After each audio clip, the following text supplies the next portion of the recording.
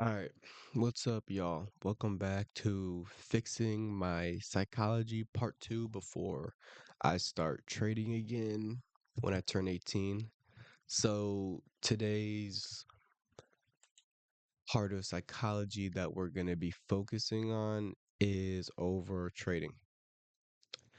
So, what over trading is literally just what it sounds is taking too many trades and just over trading, I guess. It's pretty self-explanatory. And over trading has also been a killer to me, and it really ties into revenge trading because a lot of the over trades that you take are revenge trades. So, how over trading has impacted me, it's forced me or made me take really terrible setups. And when you get complacent and comfortable with over trading, you're going to be taking very low quality setups because the way that I trade in the model or discretionary model that I follow, there's maybe only one or two, sometimes zero good setups in a day.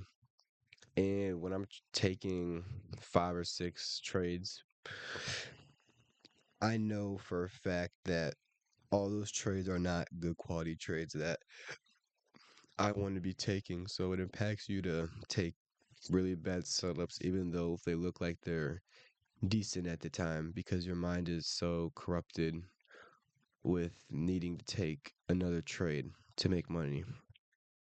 Um, it's also affected me by messing with my patience when it comes to it comes in the market and execution. Overtrading has made me way less of a patient trader. Like I was just talking about, I'm not gonna when I overtrade, I tend to not wait for those setups that I would like to follow my discretionary model, and I become very impatient. I've noticed that a lot of the times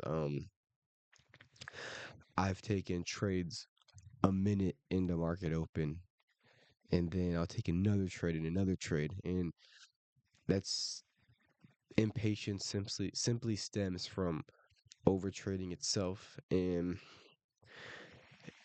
also overtrading has affected me making money and losing money because it ties into revenge trading. um when you overtrade, you're not taking those high quality trades, and you're just going to be losing money in the long run, and it's just not a profitable thing to do. So that's why overtrading and revenge ties into revenge trading, and those are both problems that need to be solved, and they go hand in hand with each other. um it also has affected me by, I feel like I have the urge or need to have to trade every single day, and I don't quite understand when it's time to sit out of the market on days of news or a bank holiday or consolidation, when price action is just simply not there. It's affected me to where I have to trade that day, and also my patience to where I just can't sit out. I cannot sit out. I have to trade.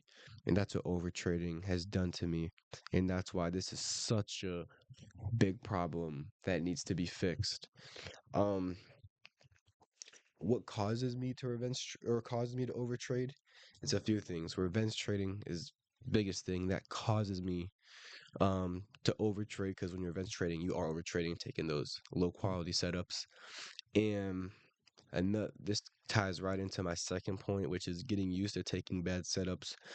When you get used to taking bad setups over a long period of time, it just triggers in your mind that it just it triggers in your mind, and it just makes it seem right, even though it's not, that taking a low quality setup is okay because you're normalized to it.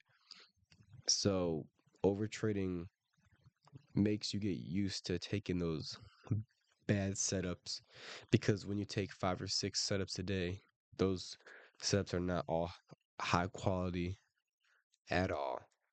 So those are going to be your normal trades moving on. And those normal trades that you are now normalized to, I guess, are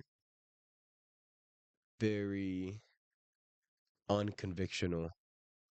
Or you're going to have conviction in trades where you should have unconviction, if that makes sense. Um, my third point of what causes overtrading is not following my rules, especially when I'm in a position, for example, say I do take that high quality setup and I adjust my stop loss to break even before a point where I should, and I get stopped out at break even, and the price just was a retrace to my break even and then ends up going to my take profit. Now, by me not following my rules, I want to take another trade because I didn't follow my system, and I feel the need to have to make that money back in a sense. So, another reason that, or another point that kind of goes with this is say my break even mark did get hit, and then it was just ends up being a retrace and then ends up going to take profit. um just having that bad psychology and saying, oh shit, I could have made money even though I followed my system completely, that causes over trading because now you realize that you've missed out on making money, and now you're going to take another trade, I guess, to make that back. And that's just simply having really bad psychology and just not having trust in your system over a long period of time.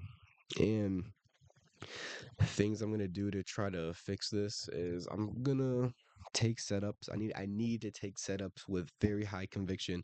I need to look for those pretty setups, and those setups are not gonna be there every day. And I have to understand and realize that it's okay to not take setups every single day that I have little to no conviction in, and it's okay to sit out. Um, and I need to be able to follow my rules and put to implement a system to where I trust it 100%.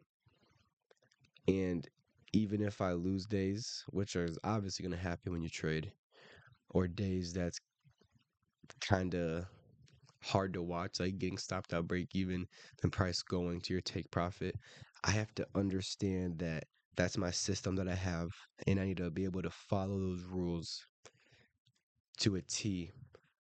And that will really help me with not over trading, because once I get used to following my rules and it becomes when I build a natural habit to being able to follow my rules, that'll help me a lot when it comes to over trading if I just have high conviction in my model.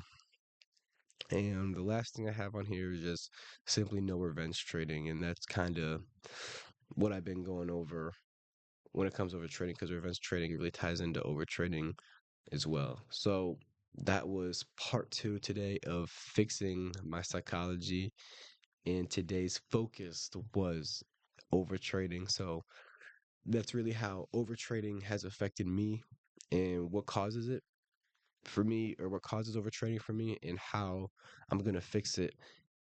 Um, and I guess I could also fix it by journaling my trades day in and day out so I can see what works and what doesn't, in a sense of just building more discretion in the market. So that was part two today, which was over trading. Um, thanks for watching if you are, and hopefully I could a little to you just by teach a little bit to you by going over my problems and teaching myself as I talk. So see you guys in the next one. See you part three. Bye.